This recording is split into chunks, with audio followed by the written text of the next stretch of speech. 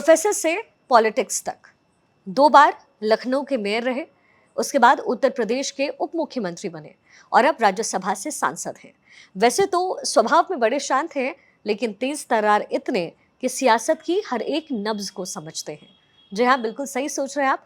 हम बात कर रहे हैं दिनेश शर्मा जी की। ये जो सड़क है उसका नाम तुगलक लेन है, लेकिन आपके नेम प्लेट पे जो है स्वामी विवेकानंद मार्ग लिखा गया है। औरंगजेब हुए, तुगलक हुए, बाबर हुए, चंगेज खां हुए, ये गाजी हुए, ये सारे लोग आक्रांता रहे हैं। वक्फ बिल को लेकर के मुसलमानों के अंदर एक तरीके का भय है। ये भय उन नेता और ठेकेदारों को है जो वोट बैंक की लालच में हमारे भोले भाले मुस्लिम बंधु होते हैं, उनको बरगलाते हैं। एक भी मस्जिद पर, एक भी दरगाह पर, एक भी इमामबाड़े पर, एक भी ईदगाह पर किसी प्रकार का कोई लेने का सवाल ही नहीं उठता। 1 इंच जमीन लेने का सवाल नहीं उठता है। चाहे औरंगजेब का मुद्दा हो, राणा सांगा का मुद्दा हो, उस गड़े मुर्दे को क्यों उखाड़ना है? समाजवादी पार्टी के एक विधायक है मुंबई में, अबू आजमी, अचानक उनके अंदर से औरंगजेब का जिन्न बाहर निकल आया और उन्होंने बोल दिया, और उसके बाद उनके सारे नेताओं ने उस पर बोलना शुरू कर दिया। शिया मुसलमान बीजेपी से छिटक रही है, इसके पीछे की क्या वजह है? नहीं, कोई किसी से नहीं छिटकता। अखिलेश यादव ने अभी बयान दिया गौशाला को लेकर के।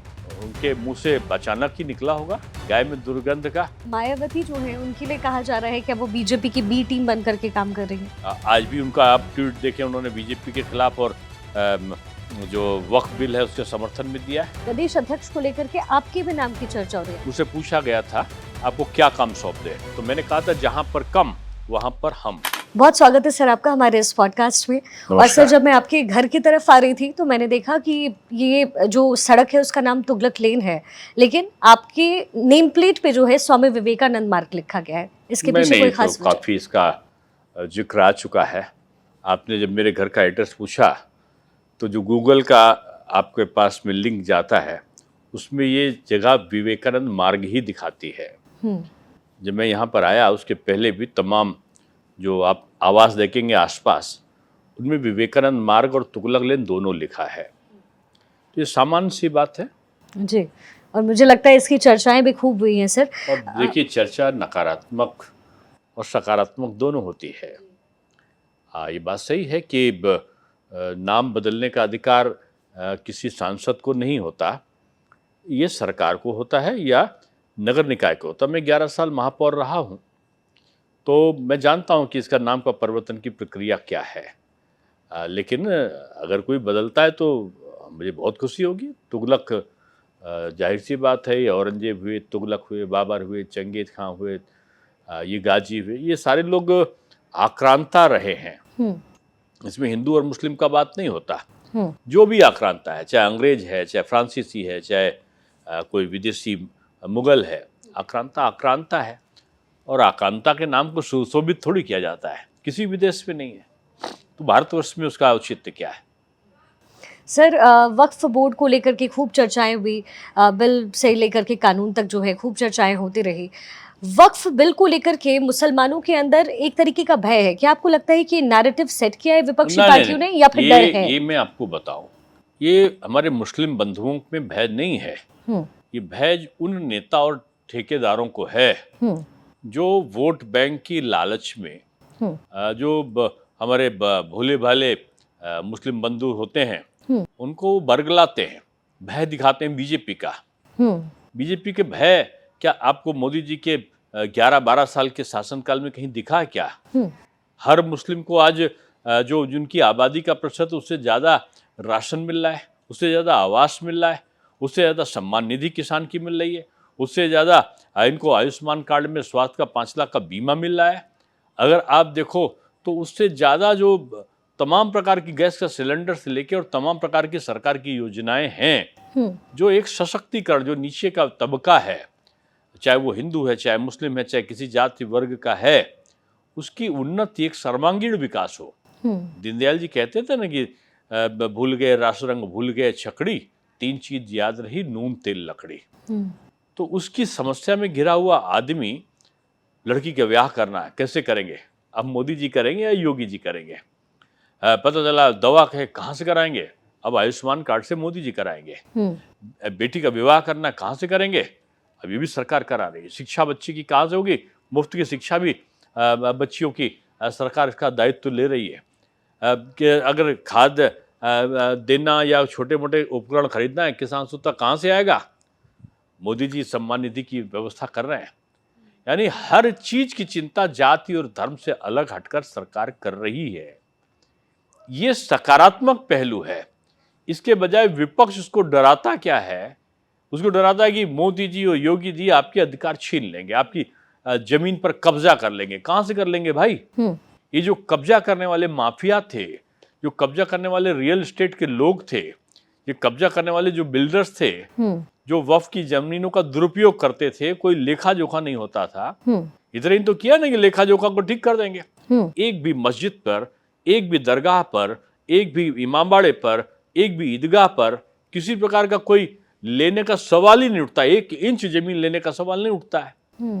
हाँ, ये बातें रिकॉर्ड, जैसे इस्लामी देशों में, खासतौर से अरब देशों का अगर आप उदाहरण लो, तो उसमें जो वक्फ की संपत्ति होती है, उस संपत्ति का पूरा ब्यौरा होता है।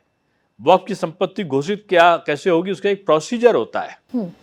केवल जो अब केवल कागजी तौर पर इसको सुदृढ़ किया गया है, यानी इसमें तार्किक रूप में वक्फ की घोषणा से लेकर वक्फ की जमीनों के विवरण तक की सारी व्यवस्थाओं को डिजिटलाइज करने का एक प्रयोजन हुआ है। और उसमें वो धारा जरूर हटाई है जिसमें जिस संपत्ति को चाहो कह दो कि ये वक्फ की है। अगर वक्फ की है तो उसका प्रोसीजर अडॉप्ट करो।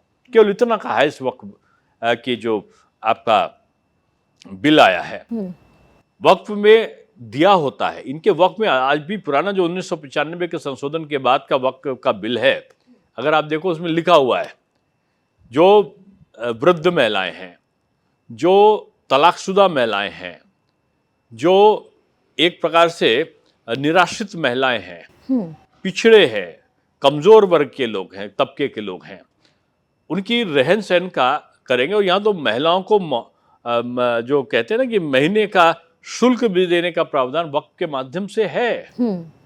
अभी आरिफ मोहम्मद खान साहब का बयान में देख रहा था, राज्यपाल हैं जो आजकल बिहार के, उन्होंने एक आरटीआई डाली थी, तो बदला कि देश के किसी वक्त ने किसी महिला को माहवारी नहीं दी है, जो देना चाहिए वक्फ का कर्तव्य है। अस्पताल बनेंगे, इनके पैसे बनना चाहिए, इनके पैसे से स्कूल बनने चाहिए। मदरसा भी अगर मॉडर्नाइज सिस्टम का मदरसा बनाओ तो वो भी बने जी। हर्जा कहाँ है? आप जमीन पे मस्जिद बना रहे हो, हर्जा कहाँ है? नहीं है। लेकिन उसको आप बिल्डर को दे देते हो, बिल्डर में भी आप गैर मुस्लिमों के हाथ भी बेच देते हो। उस समय आपका वक्फ बोर्ड अच्छा रहता है। तो मुझे लगता है कि हर चीज में संशोधन हुए, हर चीज में परिवर्तन हुए हैं। ये भी एक सकारात्मक और खासतौर से मुस्लिम वर्ग के लिए एक वरदान है। सर, आपको लगता है कि अगर वक्फ कानून आ गया और उसके बाद ये जो बीजेपी का कोर वोट है वो छिटक जाएगा, जो मुसलमान वोटर्स है वो छिटकेंगे, ऐसा आपको लगता है? और अगर आपको लगता है ऐसा नहीं होगा तो फिर जो सहयोगी दल है आपके, जेडीयू, आरएलडी, इस्तीफे हो रहे हैं सर लगातार। आपको मैं बता दूं कि बीजेपी ने कभी वोट बैंक के रूप में मुस्लिम को देखा ही नहीं है। मुस्लिम को क्या, किसी जाति और धर्म को वोट बैंक के रूप में भाजपा ने नहीं देखा है। पहली चीज तो ये क्लियर कर लेना चाहिए।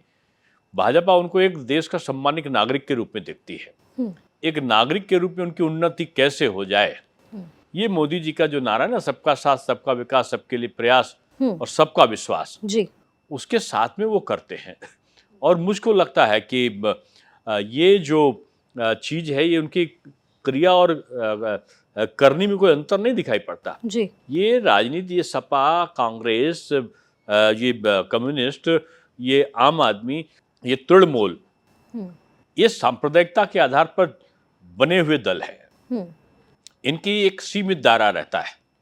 आपको अभी आरिफ साहब का एक प्रकरण बताता हूँ। साहबानों का केस हुआ, राजीव गांधी जी के पास 400 सीटें थी, प्रधानमंत्री थे, सुप्रीम कोर्ट का निर्णय और बदल दिया उन्होंने बहुमत के आधार पर, संशोधन कर दिया संविधान में, और महिलाओं के उद्धार के लिए था वो। तो आरिफ मोहम्मद साहब ने मंत्री पद से इस्तीफा दे दिया, कैबिनेट मंत्री थे केंद्र में जी। तो उनको समझाने के लिए एक बहुत वरिष्ठ नेता को आरिफ मोहम्मद साहब के वहां पर भेजा। तो आरिफ साहब से जब वो मिले नेता, तो उन्होंने आरिफ जी को समझाते हुए कहा कि तुम देखो कांग्रेस के कार्यकर्ता हो, तुम सोशल रिफॉर्मर नहीं हो। ये अगर मुसलमान गटर में जाना चाहते हैं तो उनको गटर में जाने दो। यानी मुसलमान गटर में जाता जाने दो, मुसलमान अशिक्षित है रहने दो। इस प्रकार की भाषा कांग्रेसियों की रही है। कांग्रेस कभी नहीं चाहेगी कि इनकी उन्नत हो। वो मोदी जी की तरह नहीं कि उनकी शिक्षा पे एक हाथ में कंप्यूटर दो, एक हाथ में कुरान रहो, ये नहीं कहते। वो चाहते जिंदगी भर अशिक्षित रहो, अब आप टोपी लगाकर घूमते रहो और धर्म के नाम पर लड़ते रहो। नहीं, आप टोपी भी लगाओ लेकिन कंप्यूटर भी लो, आप मदरसे में भी पढ़ाओ लेकिन आधुनिक शिक्षा भी दो। आप ईश्वर को, अल्लाह को जिसको मानते हो मानो, आप 5 वक्त का अजान देते हो दो, लेकिन दूसरे के धर्म का भी आदर करो। ये जो नीति है ये भाजपा की नीति है। और इससे दुराव जो रखता है, उसके लिए शब्द नहीं मेरे पास। ये वोट के लालची लोग हैं, कांग्रेस और समाजवादी, तृणमूल, डीएमके, ये यहाँ के मुस्लिम बंधुओं को, अल्पसंख्यक को भड़काते हैं। ये पहले चिल्लाए संविधान खतरे में है, हाथ में लाल किताब दे ली और किताब लेकर चल पड़े कि आरक्षण बदलना चाहती है बीजेपी। अब पूछो कि कहां आरक्षण बदला बीजेपी ने, कहां संविधान खतरे में आया? जब जनता जान गई, लोकसभा चुनाव में इन्होंने प्रचार किया था, अमेरिका की एक एनजीओ का भी नाम आया था कि उसकी सहायता से इन्होंने अफवाह फैला दी जी। बाद में लोकसभा चुनाव में इसका असर पड़ा थोड़ा बहुत जी। जब जनता जान गई तो उसने छप्पर फाड़ के दिया। वही महाराष्ट्र में, वही हरियाणा में, वही दिल्ली में एक भारी बहुमत से जीतकर भारतीय जनता पार्टी आ गई। तो ये कश्मीर में फैला रहे थे, धारा 370 35 से हट गया तो एक कांग्रेस के नेता ने कहा कि देश का विभाजन हो जाएगा, दूसरे ने कहा कि कश्मीर पाकिस्तान में मिल जाएगा, तीसरे कांग्रेस के नेता और समाजवादी पार्टी के नेता ने कहा कि गृह युद्ध छिड़ जाएगा भारतवर्ष में। अब वहां पर 35 से और 370 जब हटा और राष्ट्रपति शासन लगा तो जो हाथ में पत्थर थे उन पत्थरों की जगह रोजगार आ गया, शिक्षा आ गई, कलम आ गई, किताब आ गई, हाथ में कंप्यूटर आ गया, नौकरी मिल गई। जहां पर जाने से पर्यटक डरता था, आज कश्मीर की वीरान घाटियां आज विदेशी और देशी पर्यटकों से भर गई हैं जी। आज लोग गर्मी छुट्टी मनाने वहीं जा रहे हैं। तो वहां के लोगों को रोजगार मिला, वहां आतंक ना के बराबर हो गया जी। ये कहते 370 हटेगी तो सब चीज छीन लेगी बीजेपी। अब पता चला कि वो लोग अच्छी तरीके से रह रहे हैं जी। तो मैं यही कहना चाहता हूं कि ये अफवाहों के सरगना हैं कांग्रेस के लोग, समाजवादी पार्टी और तृणमूल और डीएमके के लोग। इनकी बुनियाद ठहरी हुई है अफवाहों के उस पर जी। और ये भाजपा को तार्किक रूप में पराजित नहीं कर सकते, समाज सेवा के रूप में पराजित नहीं कर सकते, एक अनुशासित, एक समर्पित कार्यकर्ता, ईमानदार कार्यकर्ताओं के आधार पर इसको पराजित नहीं कर सकते जी। तो ये सुगुफा छोड़ते हैं, अफवाह उड़ाते हैं, विभाजन करते हैं, कभी अगड़े को पिछड़े से अलग करो, पिछड़े को उससे करो। महाराणा सांगा देश की अस्मिता थे, 80 घाव लगाए थे, 100 के आसपास वो उन्होंने लड़ाइयां जीती थी, युद्ध लड़े थे। उस जो देश से जिसका पूरा जीवन समर्पित हुआ हो, वो भीलों की रक्षा के लिए भीलों की सेना लेकर, आदिवासियों की सेना लेकर वो बाबर से युद्ध कर रहे थे। उनके नेता ने बोल दिया, राज्यसभा में बोल दिया जाके, ये गद्दार हिंदू राणा सांगा की औलाद। अरे भाई, और ये क्यों कहा? क्योंकि जिससे कहलाया इन लोगों ने, वो दलित समुदाय के एक सीनियर सांसद हैं, मैं सम्मान करता हूं उनका, और अच्छे से उनसे विश्वास नहीं था कि ऐसा बोलेंगे। और ये बुलवाया इसलिए गया कि वो ऐसा बोले, और उनके वहां कुछ उच्च जाति के लोग, यानी महाराणा सांगा को भी एक पूरे देश के हर जाति के लोग मानते हैं, लेकिन एक जाति विशेष के लोगों का उस पर आस्था ज्यादा है कि उनसे इनका विभेद शुरू हो जाए।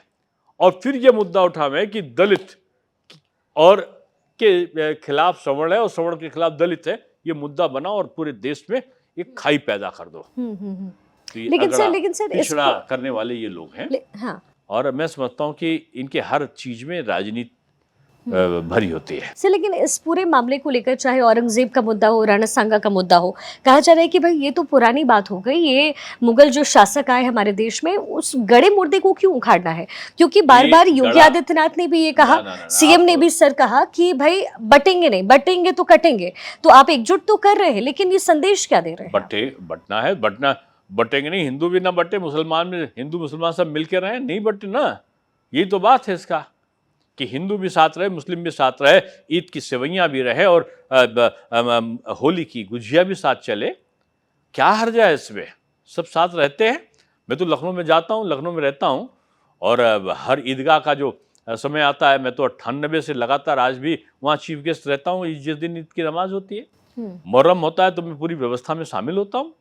नहीं कुछ है दुराव, ये दुराव नेताओं के दिल में है, ये विपक्ष के नेताओं में, और वो भेद पैदा करना चाहते हैं।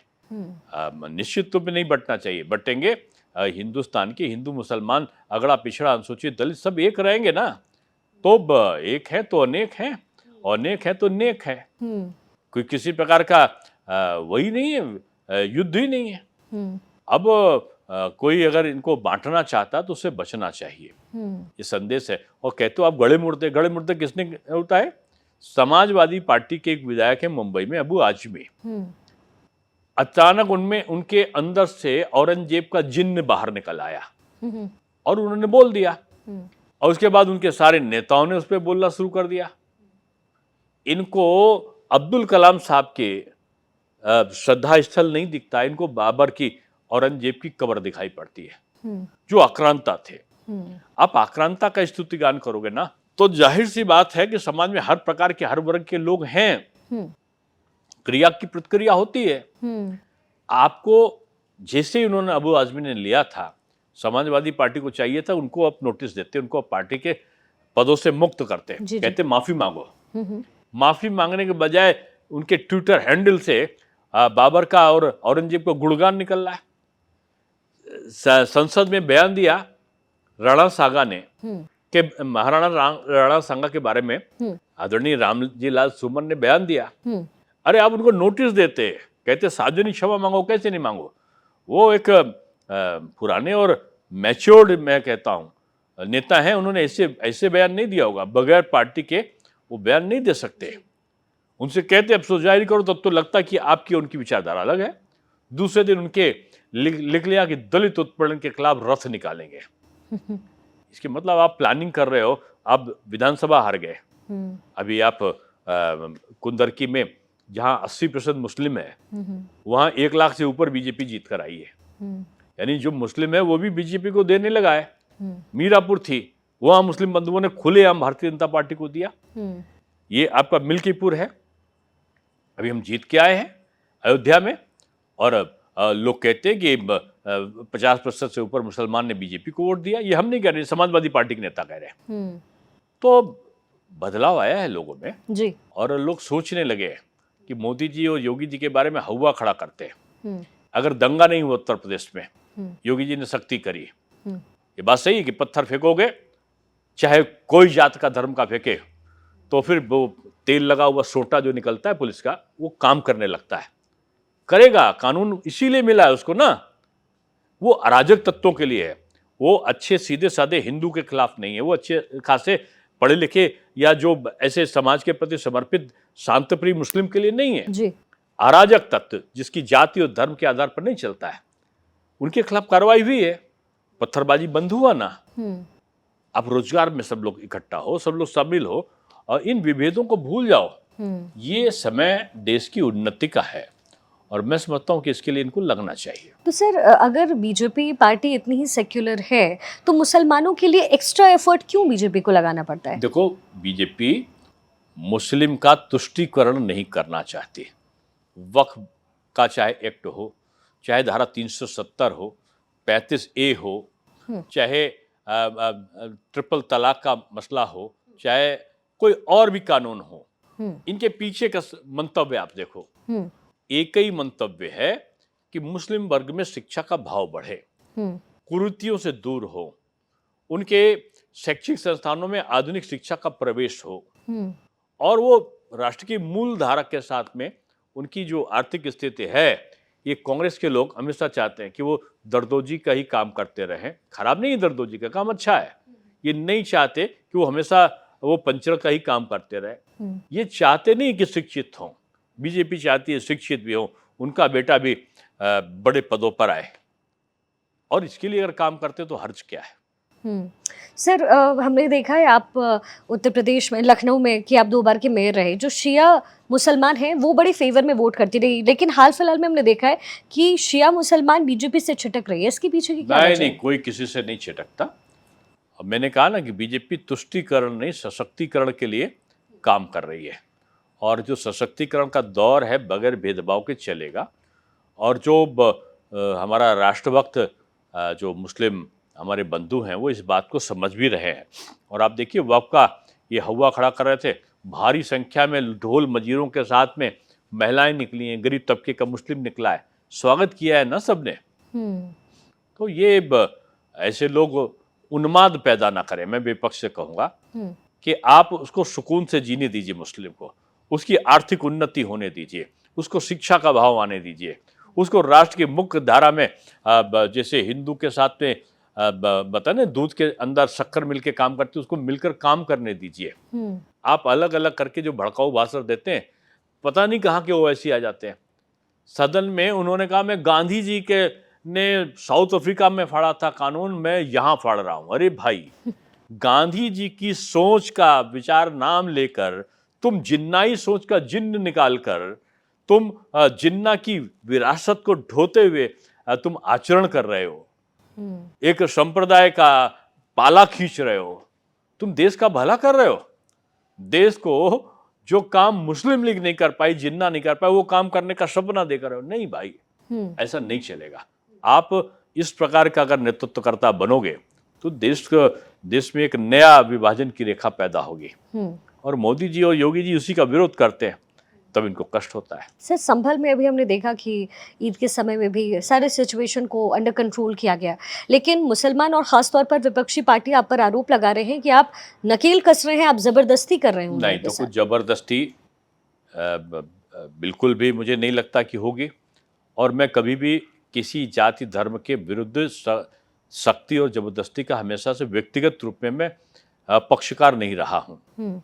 और मेरा ये मानना है कि पुलिस को भी सरकार के, चाहे वो केंद्र हो चाहे प्रदेश, सख्त आदेश यही है कि जो शांत प्रिय व्यवस्था में जो लोग संलग्न हैं उनका पूरा सम्मान, चाहे वो किसी जाति और धर्म के हों, पुलिस प्रशासन को और जिला प्रशासन को करना होगा।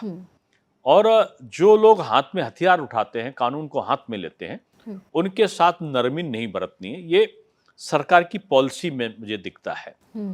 तो मुझे लगता है जो शांत प्रिय हैं उनको घबराने की जरूरत ही नहीं है। जो हाथ में हथियार लेकर चले आएंगे, पत्थर लेके चले आएंगे, उनके लिए जरूर मुझको लगता है कि पुलिस फिर अपने अधिकारों का प्रयोग कर सकती है। जी।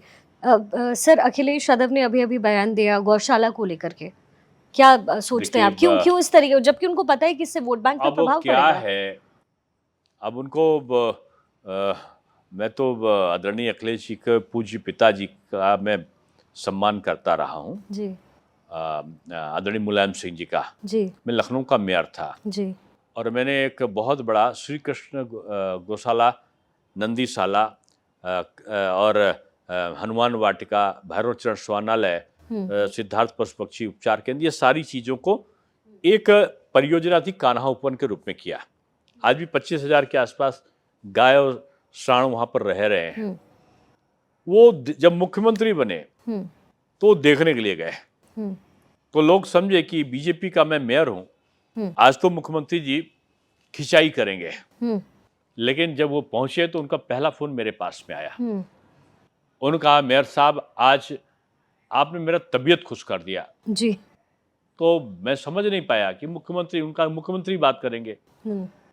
तो मैंने कहा, मैंने ऐसा क्या किया? बोले, आपने जो बनाया है परियोजना, मैं समझता हूँ ये अद्भुत है, पूरे देश में कहीं नहीं है, और गाय का पालने से बड़ा पुण्य कोई नहीं है। और उन्होंने सबको गुड़ गुड़ खिलाया वहां पर गाय को। जो गोवंश पालक एक वंश के लोग हैं, उनको अगर गाय में गंध नजर आने लगे तो आप समझ लीजिए भगवान ही बचाएगा फिर तो। इत्र की सुगंध हो सकती है, इत्र का भ्रष्टाचार की दुर्गंध हो सकती है, लेकिन गाय में कोई दुर्गंध नहीं होती। गोबर को तो भगवान का विनायक का रूप बना के, गणेश जी का रूप में, स्वरूप में करके हम पूजन करते हैं। जी जी। शंकर पार्वती जी भी बना देते हैं गोबर से, तब भी पूजा कर लेते हैं। कहते हैं कि कई करोड़ देवी देवताओं का निवास जो है गाय में होता है, यानी गाय का पूजन समस्त देवी देवताओं के पूजन के समान है। मुझको लगता है कि ये उनके मुंह से अचानक ही निकला होगा, गाय में दुर्गंध का।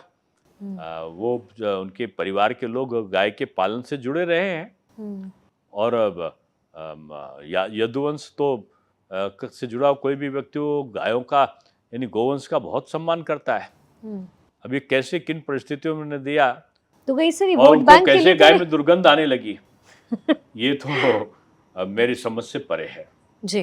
सर, बीजेपी हमेशा परिवारवाद का विरोध करती रही है, लेकिन कमोबेश जो आपके सहयोगी दल हैं, जयंत चौधरी जी की हम बात कर रहे हैं, राजभर परिवार की बात कर लें, उनकी जनरेशन्स जो हैं वो भी राजनीति में हैं। तो फिर जब विपक्षी पार्टी ये कहती है कि एनडीए में भी परिवारवाद है, तो फिर इसमें एनडीए मुकरती क्यों है, बीजेपी मुकर क्यों जाती है इससे? देखिए, बीजेपी अपनी बात करती है, और बीजेपी ने, देखिए परिवार का मतलब ये नहीं कि मानो योग्य पुत्र है कोई और राजनीति में नीचे के स्तर से उठकर आया है, काम कर रहा है, और बाद में उसको इसलिए हम पद ना दें कि वो फलाने नेता का लड़का है, तो ये अन्याय होगा। बीजेपी परिवारवाद कौन सा, कि दिनेश शर्मा है तो उनका बेटा बनेगा ही बनेगा क्योंकि वो दिनेश शर्मा का बेटा है, ये परिवारवाद है। कि लालू जी हैं तो तेजस्वी बनेंगे, तेजस्वी हैं तो तेज प्रताप बनेंगे, तेज प्रताप को भले कुछ सोच समझ हो ना हो, लेकिन वो मंत्री बनेंगे। और उसी तरीके से ममता जी हैं, उनके पार्टी में कोई दिखेगा नहीं, उनका भतीजा ही दिखेगा उनको। ये आलोचना का केंद्र है। और सर, यही आरोप माफियाओं को लेकर के भी है, क्योंकि सुनेलाल पटेल ने कभी अतीक को टिकट दिया, संजय निषाद ने विजय मिश्रा को टिकट दिया, राजभर ने मुख्तार के बेटे को टिकट दिया। तो ये फिर ये भी आरोप बीजेपी के ऊपर है कि उनके साथ फिर सहयोग लेकर के क्यों बढ़ रहे हैं? बीजेपी, हम अपनी पार्टी के जिम्मेदार हैं, और हमारा अपनी आइडियोलॉजी, अपनी नीति है। और मुझको लगता है जब से जो सहयोगी दल जिनका आप उल्लेख कर रही हैं, जब से बीजेपी के साथ में आए हैं जी, तब से इस प्रकार की शिकायत भी आपको नहीं मिली होगी। बीजेपी अपने में पारदर्शिता, स्पष्टता और माफिया या अपराधग्रस्त लोगों से दूरी का आज भी भाव बनाए हुए है, और मैं समझता हूँ उसका पालन वो हमेशा करती आई है। सर, समाजवादी पार्टी ने 2024 के चुनाव में सबसे ऐतिहासिक जो जीत है उन्होंने दर्ज की, मतलब जो नंबर गेम की मैं बात कर रही हूँ, आंकड़े की बात कर रही हूँ। क्या आपको लग रहा है कि उनकी जो पीडीएस स्ट्रैटेजी है वो काम कर रही है? देखिए, एक दौर था जो अफवाह फैल गई, और उस अफवाह के कारण इस प्रकार की चीज़ों को आप कह सकते हैं कि आंशिक रूप में सफलता उनको मिली थी। जी। लेकिन वो सफलता बाद में आप देखो, मीरापुर का उपचुनाव हुआ, वो समाजवादी हार गए। कुंदरकी ऐसा, जहाँ कभी बीजेपी जिंदगी में नहीं जीती तो वहाँ वो हार गए। जी। उसी तरीके से आप अगर देखो तो मिल्कीपुर, अयोध्या हम भारी बहुमत से जीत गए। तो उनका जो वो दुष्प्रचार था वो अब काम नहीं आया।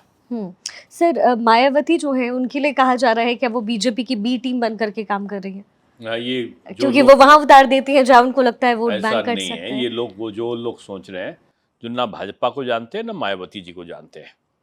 आज शायद सबसे ज्यादा आलोचना कोई अगर दल कर रहा होगा जी। तो अपने आज भी उनका आप ट्वीट देखें, उन्होंने बीजेपी के खिलाफ और जो वक्फ बिल है उसके समर्थन में दिया है, जी। उसके विरोध में दिया है। हम्म। तो उनका दल अपना है, उनकी सोच अपनी है। बीजेपी का दल अपना है, हमारी सोच अपनी है। हमसे जो हमारी आइडियोलॉजी के आधार पर मिलता है, हम उसका परीक्षण करके उसका स्वागत करते हैं। बहुत से लोग होते हैं मना भी कर देते हैं। सर, एक कॉमर्स के प्रोफेसर, उसके बाद फिर लखनऊ के 2 बार के मेयर आप बने, फिर आप डिप्टी सीएम बने, उसके बाद अब राज्यसभा के सांसद हैं। आपको अपने अंदर सबसे बढ़िया भाव या फिर आपका कौन सा किरदार आपको बेस्ट लगता है? देखिए, मैं उस परिवार से रहा हूँ जहाँ पूज्य दीनदयाल उपाध्याय जी जब प्रचारक होकर आए थे, जनसंघ का काम देख रहे थे, तो काफी समय मेरे घर में मेरे पिताजी को उनका सानिध्य प्राप्त हुआ था।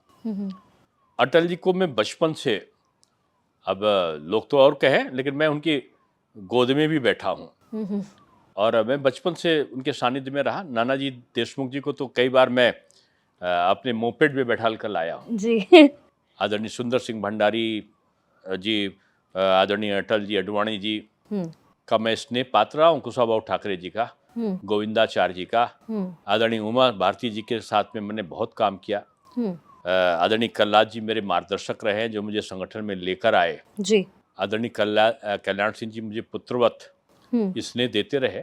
आदरणीय राजनाथ सिंह जी का काफ़ी समय उनके साथ काम करने का सौभाग्य मिला है मुझे। आदरणीय लालजी टंडन जी हमेशा लोगों से कहते थे अपने बेटे को देख के कि मेरे जो बेटे 3 नहीं मेरे 4 हैं, चौथा मेरा दिनेश है। तो लोगों के साथ काम करने का अनुभव मिला मुझे। मैं 3 बार प्रदेश का अध्यक्ष रहा यूथ का, 1 बार उपाध्यक्ष रहा। मैं वार्ड से बनकर आया था। मैं वार्ड का पहले उपाध्यक्ष बना, अध्यक्ष बना, मंडल का उपाध्यक्ष बना, फिर नगर कार्यकारिणी में आया, फिर 3 बार अध्यक्ष युवा मोर्चे का, प्रभारी युवा मोर्चे का, उपाध्यक्ष युवा मोर्चे का। उसके बाद करते करते मैं इसमें मैं बना पर्यटन का, मैं चेयरमैन बना और पर्यटन के उसमें मुझे मंत्री का दर्जा मिला। और जैसे ही जिस दिन मुझे हटना था उसी दिन मैं यूथ कमीशन में चला गया। भारतीय राष्ट्रीय युवा आयोग का मैं एक अंग बना और राष्ट्र की युवा नीति बनाने का मुझे सौभाग्य मिला। और जिस दिन मेरा वो समाप्त हो रहा था उसी दिन मैं लखनऊ का मेयर बन गया। केवल 2 लाख रुपए खर्च किए थे और दोनों बार 11 वर्ष तक मैं लखनऊ का महापौर रहा। इसी दौरान मुझे सौभाग्य मिला कि मैं भारतीय जनता पार्टी का कहना चाहिए आज तक के सर्वाधिक सफल अध्यक्ष आदरणीय अमित शाह जी के साथ मैं उपाध्यक्ष बना जी। और फिर उन्हीं के साथ में मुझे जो सदस्यता अभियान है उसका राष्ट्रीय संयोजक बनने का सौभाग्य मिला जी। और राष्ट्रीय संयोजक बनकर जो मेरे उनके सानिध्य में मैंने काम किया था। बीजेपी दुनिया की सबसे बड़ी पार्टी बनी, 11 करोड़ 57 लाख सदस्य उसी दौरान बने जी। और मुझे लगभग 4.5 पौने 5 वर्षों तक मुझे गुजरात प्रदेश का प्रभारी रहने का पार्टी का, भारतीय जनता पार्टी का सौभाग्य में मिला। उसके बाद डिप्टी सीएम बना और कई विभाग मेरे पास में थे। मैं विधान परिषद में नेता सदन था और आदरणीय योगी जी विधानसभा में नेता सदन थे।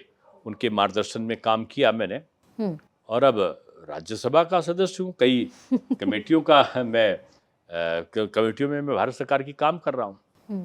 तो अलग अलग दौर हैं, अलग अलग काम है। जिस काम में जाइए उसी में तल्लीन हो जाइए। बिल्कुल। तो जी। इसलिए मैं कह सकता हूँ कि अब आज का नया दौर है, जो व्यक्ति राजनीति में सक्रिय होता है और खाली होने पर भी काम ढूंढ लेता है, वही सफल है। सर, आपने अटल बिहारी वाजपेयी जी का जिक्र किया, एक तरीके से राजनीति आपने उनसे सीखी। आपने कहा कि मैं तो गोद में भी बैठा हूँ उनके। तो सर, आज के समय में और अटल जी के समय में क्या डिफरेंस आप पाते हैं? युग में क्या बदला हुआ है?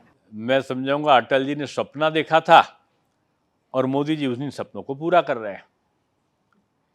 और मैंने आदरणीय कलराज जी के सानिध्य में बहुत कुछ सीखा है, जी। कलराज मिश्रा जी के। जी जी।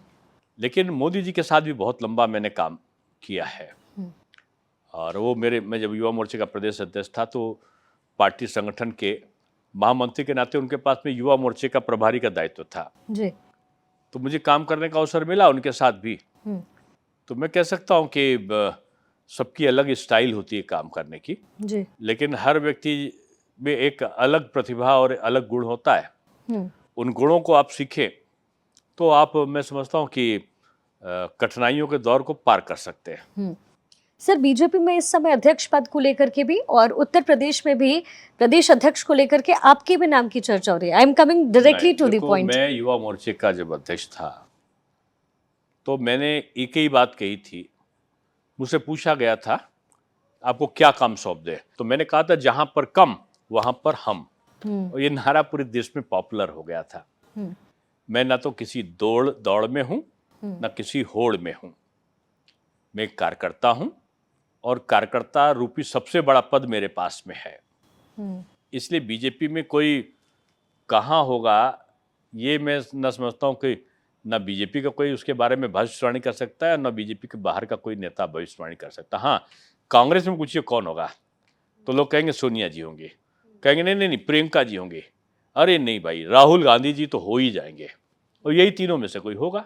पूछो समाजवादी पार्टी में कौन होंगे, अरे भाई नेता मुलायम सिंह जी होंगे, नहीं वो नहीं तो कौन, अरे आदरणीय शिवपाल जी, आदरणीय रामगोपाल जी तो ही हैं, नहीं फिर अखिलेश जी हैं, आदरणीय डिम्पल जी हैं, धर्मेंद्र जी हैं, पूरा प्रतीक जी हैं, बहुत सारे लोग, पूरा एक भरा पूरा परिवार है, उन्हीं में से कोई होगा। मायावती जी है, कौन होगा, भतीजा तैयार हो रहा है ना, भाई भी है। कौन ममता जी में कौन होगा, कहेंगे अरे भतीजा तैयार तो कर दिया है। डीएमके में कौन होगा, अरे उन्होंने स्टालिन ने अपने बेटे को तैयार कर दिया है। ये इसमें कौन होगा, नेशनल कॉन्फ्रेंस में, अरे भाई फारूक अब्दुल्ला ने उमर अब्दुल्ला तैयार तो कर दिया है। ये जातिवादी परिवारवादी पार्टी की व्यवस्था बीजेपी में नहीं होती। बीजेपी में 2-4-5 लोगों में थोड़ी अध्यक्ष बनता है। बीजेपी में करोड़ों करोड़ों कार्यकर्ता होते हैं जिनके वार्ड स्तर तक का, अब तो उस समय तो 11 करोड़ 57 लाख था, अब आज करोगे तो 12-13 करोड़ के आसपास बीजेपी की सदस्य संख्या पहुंच गई है। उन्हीं में से कोई कार्यकर्ता को बनना है। अब कौन बन सकता है, वो ए भी बन सकता है, बी भी बन सकता है, और नहीं हो तो कहो डी भी कहीं बन जाए। ये कैडर बेस्ड पार्टी है, ये व्यक्तिवादी नहीं है कि व्यक्ति बनेगा, ये फलाना लॉबी है फलाना लॉबी, कोई लॉबी नहीं, केवल एक ही लॉबी है, वो है पार्टी का कमल का निशान, और उसके आधार पर सब काम करते हैं। तो सर लेकिन बीजेपी के राष्ट्रीय अध्यक्ष को लेकर के बहुत खींचातानी चल रही है, ऐसा कहा जा रहा है, ये कोई असहमति है क्या कहीं? नहीं, बहुत बड़ी खींचातानी है। ये कांग्रेस के अंदर है, सपा के अंदर है, मीडिया के अंदर है, भाजपा में कोई खींचा है ना कोई तानी है, केवल सब एक ही बात के शानी है कि मिलकर चल रहा है और कैसे संगठन अच्छा हो। तो सर ये निर्णय कब तक अब हो जाएगा, अब तो इंतजार हो रहा है। अब ये तो राष्ट्रीय नेतृत्व बताएगा, ये तो ये मेरा विषय भी नहीं है। सर अब चलिए थोड़ा सा निजी, मुझे लगता है क्योंकि पॉडकास्ट में हम होते हैं तो क्योंकि मैं हर पहलू को हमेशा समझने की कोशिश करती हूँ। जब आप सर बड़े हो रहे थे तो आपको लगा कि राजनीति में आना है, या फिर कोई ऐसा पॉइंट, क्योंकि आपने तो देखा है बैकग्राउंड आपका उस तरीके से आपने देखा अगल बगल, तो क्या वो पॉइंट था जहाँ आपको लगा कि no I should be going into the राजनीति नाउ? नहीं देखो, मैं एक पढ़ने वाला विद्यार्थी रहा, ये तो मुझे पता है। और पूरी जिंदगी में मैं कभी सेकंड नहीं आया हूँ। मैं थ्रू आउट फर्स्ट डिविजन रहा जी। 17 कंपटीशन में बैठा, 16 में मैं सेलेक्ट हुआ जी। और मेरी एक ही इच्छा थी कि मैं लेक्चरर बनूंगा, गुरुजी जी। और गुरुजी का कारण क्या था कि बचपन में मैं शायद दूसरे तीसरे में रहा होगा, सामने गुप्ता जी का परिवार रहता था, उनके बच्चे एक हाई स्कूल में थे, एक इंटर में थे, तो वो गणित और तमाम इतिहास की और तमाम किताबें उनकी होती थी, तो मैं बचपन में लेके मैं पढ़ता था, उनके क्वेश्चन को सॉल्व कर लेता था। वो अपना होमवर्क मुझे दे जाते थे करने के लिए, उनके शाम को पिताजी आते थे, वो बेल्ट बांध के, अगर वो पढ़ते नहीं दिखे तो वहीं पिटाई करते थे उनकी जी। तो वो जब आते थे तो देख के अपने कोर्स की किताबें पढ़ने लगते थे, उससे पहले वो खेला कूदा करते थे और अपना होमवर्क मुझे दे जाते थे, और मुझे गोदी में लेकर गुरुजी करके वो साइकिल में घुमाने ले जाते थे। तो मैंने पूछा अम्मा से अपने कि अम्मा ये गुरुजी क्या है? बोली बेटा सबसे बड़ा पद यही होता है, और जो टीचर है वो समाज को बना भी सकता है, बिगाड़ भी सकता है। राज्यपाल का बेटा भी और चपरासी का बेटा सब उससे शिक्षा पाते हैं। तो ये समाज का सबसे प्रतिष्ठित और सबसे बड़ा पद है। मैंने उसी दिन निश्चित किया कि मुझे घर में बिजनेस था तो मुझे बिजनेस नहीं करना, मुझे गुरुजी बनना है, टीचर बनना है। और वो सौभाग्य था, एक दुर्भाग्यपूर्ण घटना घटी। मेरे डीन थे, अधिष्ठाता प्रोफेसर के सक्सेना साहब जी, उनको लोग फादर ऑफ कॉमर्स बोलते थे, देश के प्रख्यात वाणिज्य विज्ञ थे, और उस समय बड़ा अराजकता का दौर था, तो कुछ लोगों ने उनसे एक एडमिशन कराने के चक्कर में मारपीट कर दी, उन पर हमला कर दिया, उनका चश्मा गिर गया। मैं दूर से देख रहा था, मैं दौड़ता हुआ गया और उनको बचाने की कोशिश किया। चश्मा उठा के, उनको टूट गया था, मैंने सर को दिया, तो उन्होंने कहा बेटा क्या कर रहे हो? उस दिन मैं अपना नो ड्यूज लेने गया था, एक कंपटीशन में मैं सेलेक्ट हो गया था। तो बोली नाम क्या है? मैंने कहा दिनेश शर्मा। क्या किया यहाँ से? मैंने कहा एमकॉम किया। कितने नंबर है? मेरा हाईएस्ट नंबर है। ओ तुम ही हो दिनेश, टीचर बनोगे? मैंने कहा सर अभी आप टीचर हैं और आपके ऊपर लड़कों ने अटैक किया, और फिर भी आप कह रहे हो, मुझसे कह रहे हो कि आप टीचर बनोगे। बोले बेटा मैं आईसीएस था और मैंने उससे रिजाइन करके टीचिंग इसलिए ज्वाइन करी थी कि टीचर सबसे सम्मानित पद होता है और इससे अपनी अटेंडेंस के लिए साइन नहीं करना पड़ता क्योंकि उसकी मॉरल ड्यूटी है। तो मैं इसलिए टीचर बना। मैंने कहा सर मैं भी बनना चाहता हूँ। बोले मैं पार्ट टाइम बना सकता हूँ तुमको। उस समय डीन को पावर थी, बस लेटर पैड पे लिख कर दे दिया और उसमें हो गया कि मैं अपॉइंट हो गया as a part time lecturer जी। एमकॉम में। हाईएस्ट आने के बाद और डीपीए किया था मैंने, डीपीए के तत्काल बाद में लेक्चरर हो गया। मुझसे उम्र में बड़े लोग मुझसे पढ़ रहे थे जी। और मैं अचानक टीचर हो गया। मेरे पिताजी बहुत गुस्सा हुए। मेरे वहाँ 2 कारें थी एम्बेसडर। पिताजी ने ड्राइवर को बुलाया, बोला तुझको कितना मिलता है जमील, ड्राइवर का नाम था। उसने कहा पंडित जी मुझे तो 2000 मिलते हैं। बोले अरे मेरा बेटा है, उसको तो 1100 मिल रहा है, उससे अच्छे तो तुम ही हो। मुझे बात लग गई। मैंने कहा आज से मैं गाड़ी पे नहीं जाऊंगा, मैं साइकिल से जाता था और मैंने निश्चय किया जब मेरे पास पैसा होगा मैं अपने ले लूंगा तभी सवारी चलूंगा। और जब मेरे पास 3-4 हज़ार रुपये जुड़ गए, 3,500 रुपये का मैंने सेकेंड हैंड स्कूटर खरीदा। बहुत बाद में मैं टीचर बनने के बहुत बाद में स्कूटर से गया। लक्ष्य होना चाहिए जिंदगी में, मुझे बनना क्या है। और अचानक ही एक दिन ऐसे ही कलराज जी आ गए। कलराज मिश्रा जी प्रदेश अध्यक्ष थे और मैं उनके पास गया था। मानी भंडारी जी को मैं जानता था, मेरे पिताजी के अच्छा संपर्क था, उनके आपस में अच्छी मित्रवत संबंध थे उनसे पिताजी के। तो मुझे जानते थे। आदरणीय रामप्रकाश गुप्ता जी उस समय बड़े नेताओं में से एक थे और कलराज मिश्रा जी प्रदेश अध्यक्ष थे। तो मैं किसी की सिफारिश करने के लिए किसी ने कह दिया कि जाओ कह आओ कि उनको प्रदेश अध्यक्ष बना दो युवा का। मैं सिफारिश करने गया तो अंदर से डांट के भगा दिया मुझे भंडारी जी ने कहा और नॉनसेंस तक बोल दिया मुझे, तो सिफारिश करने आया, गेट आउट। मैं रोता हुआ बाहर भागा। मैंने कहा आज से मैं बीजेपी के कार्यालय में नहीं आऊंगा। कलराज मिश्रा जी समझ गए, उन्होंने मुझे बहुत दुलाराया फोन पे, कहा नहीं तुम आओ। अच्छा तुम कार्यालय नहीं आओ तो मेरे एनएक्सी में मेरी प्रेस कॉन्फ्रेंस है, मेरा प्रेस नोट लिख दो आके। मैं उनके पास में पहुंचा तो उनका कि युवा मोर्चे के नए अध्यक्ष डॉक्टर दिनेश शर्मा है। मैं दूसरे की सिफारिश करने गया और मैं प्रदेश का अध्यक्ष हो गया जी। तो बाद में उन्होंने मुझे बताया कि भाई तुम सिफारिश करने गए थे भंडारी जी ऐसे व्यक्ति पे। सुंदर सिंह भंडारी जी किसी का सोच नहीं मानते। वो जब तुम आए थे तो तुम्हारी को अध्यक्ष बनाने की सोच रहे थे, वो तुम्हारी बात कर रहे थे, तुम सिफारिश करने के लिए इसलिए डांट के भगा दिया तुमको। बड़े लोगों की बड़ी बात होती है जी। आदरणीय कल्याण सिंह जी का स्नेह मिला, लालजी टंडन जी का दुलार मिला, राजनाथ सिंह जी का सानिध्य मिला, उमा भारती जी का एक बड़ी बहन के रूप में मार्गदर्शन मुझे मिला, नड्डा जी का एक वरिष्ठ कहें कि बड़े भाई की तरह उनका मेरा सहयोग मिला। मैं उनके साथ युवा मोर्चे में भी रहा और जब वो राष्ट्रीय महामंत्री थे तो मैं राष्ट्रीय उपाध्यक्ष था।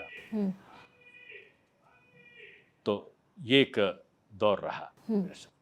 तो एक लंबा आपका करियर भी रहा है, राजनीतिक करियर भी है, बहुत ही खूबसूरती से इस समय चल रहा है। सर 2027 को लेकर के बीजेपी की तैयारी क्या है और क्या आप 2027 में चुनाव लड़ेंगे सर? देखिए मैं लड़ूंगा या लड़ाऊंगा, ये कार्यकर्ता के रूप में काम करूंगा, ये सब कुछ भारतीय जनता पार्टी के नेतृत्व के निर्णय पर निर्भर करता है। ये मेरी ना तो इच्छा में शामिल है ना मेरे एजेंडे में शामिल है। जो लड़ेगा वही मेरा प्रत्याशी है। हाँ इतना है, अगर अवसर देंगे तो किसी चीज को जो भी पार्टी मैंने कहा था जहां पर कम वहां पर हम, लेकिन इतना जरूर है कि 2027 में जितनी सीटें इस बार आई हैं हमारी विधानसभा में, इससे मैं ये कह सकता हूं कम से कम 40-45 सीटें ज्यादा आएंगी।